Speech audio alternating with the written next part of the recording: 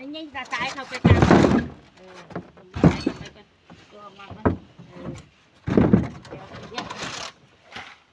ก็ได้ละ26 27 28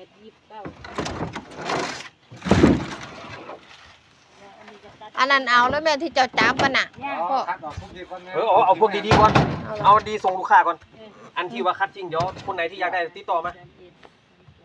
ต้องคัดอีกแค่นั้นนะ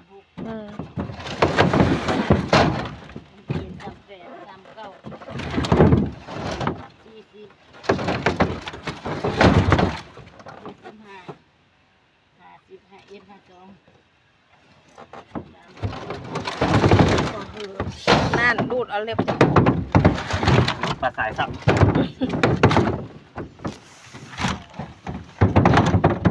มันงามอยู่นะ